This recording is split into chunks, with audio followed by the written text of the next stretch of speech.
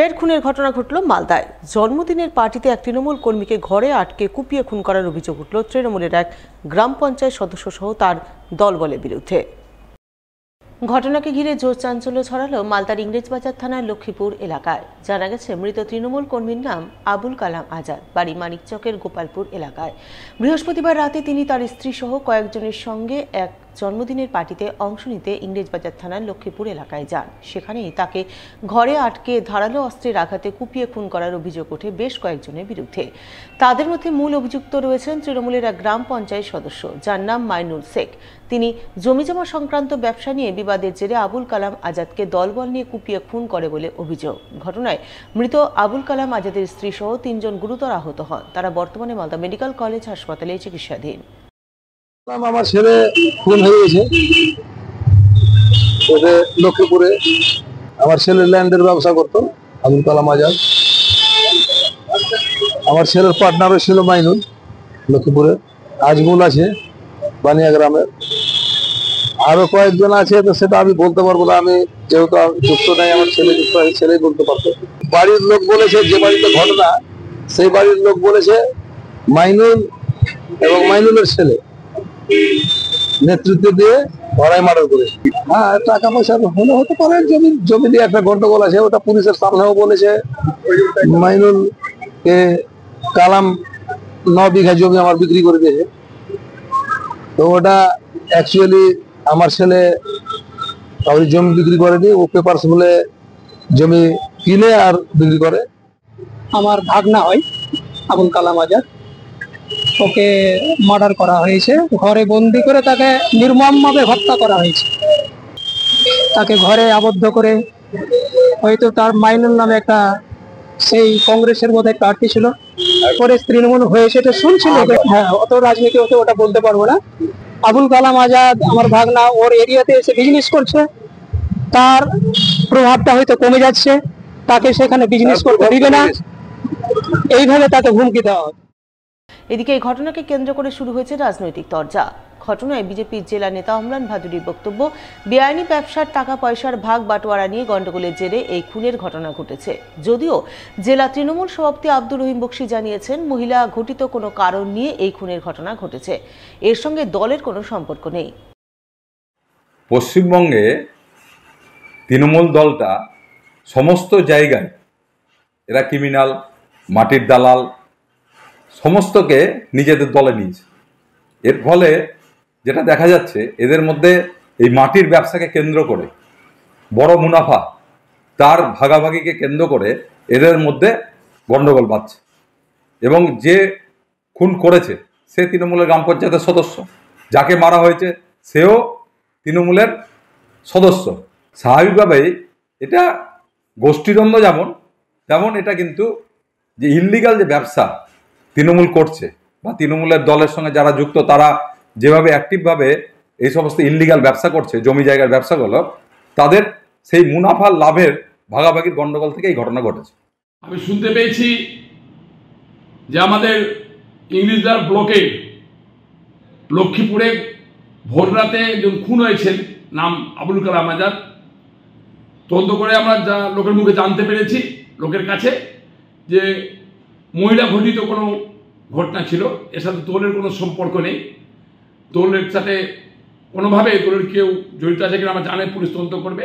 কিন্তু যারা এই খুনের সাথে যুক্ত আছেন, আমি পুলিশ প্রশাসনের কাছে আবেদন করব, তদন্ত করুন, তদন্ত করে তাদেরকে গ্রেপ্তার করুন আর দৃষ্টান্তমূলক শাস্তির ব্যবস্থা করুন।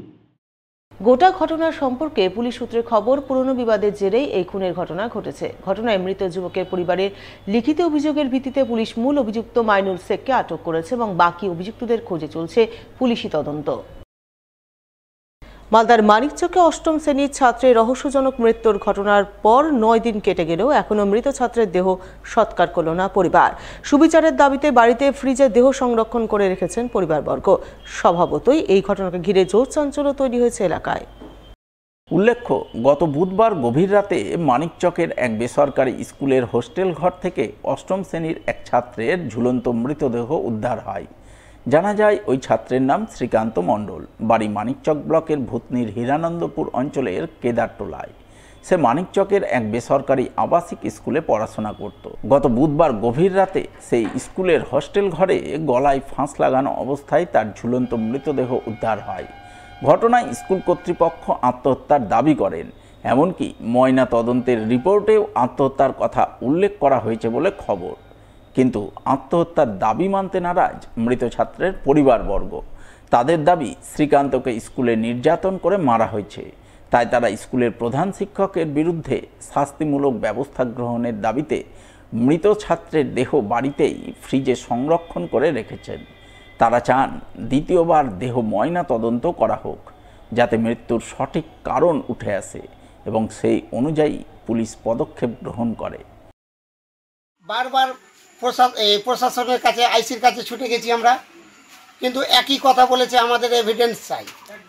কিন্তু আমার দুঃখের বিষয়, এভিডেন্স, এটাই তো এভিডেন্স যে বাচ্চাটা ওর স্কুলে মারা গেছে। এত ছোট বাচ্চা, এত কম বয়সের বাচ্চা এমনি মরতে পারে না।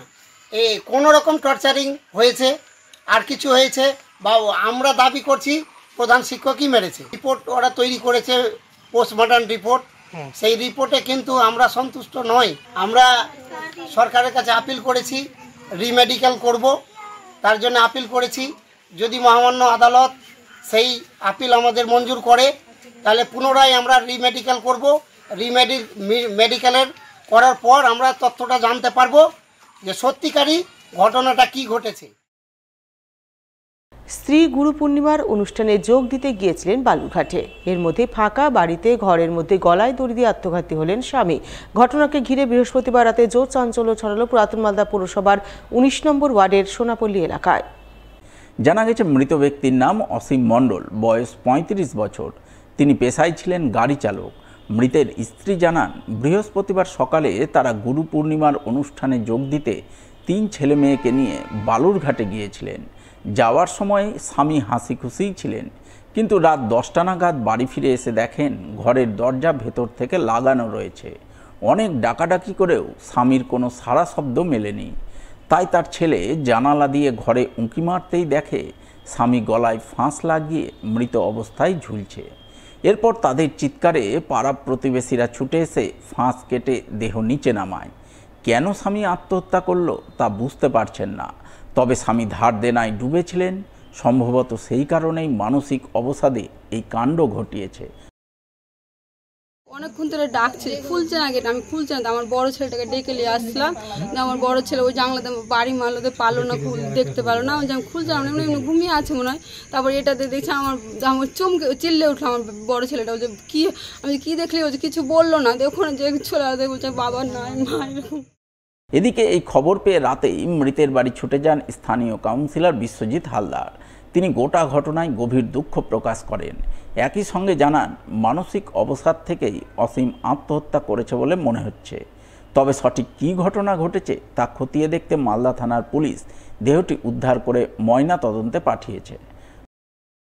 আমরা খবর পেলাম কিছুক্ষণ আগে যে এখানে অসীম মণ্ডল বলে একটা ছেলে, হবে প্রায় 32 মতো বছর বয়স হবে, হ্যাঙ্গিং হয়ে গেছে। আমরা পুলিশকে খবর দিলাম, পুলিশ এসে বডিটাকে উদ্ধার করে পোস্টমর্টমে সদর হসপিটালে পাঠালো। সেরকম কিছু না, মানে কোনো অশান্তির ব্যাপার নেই, নিজেই মানসিকভাবে একটু হয়তো অবসাদগ্রস্ত ছিল। দুঃখজনক ঘটনা। এলাকায় একটা ইয়ং ছেলে,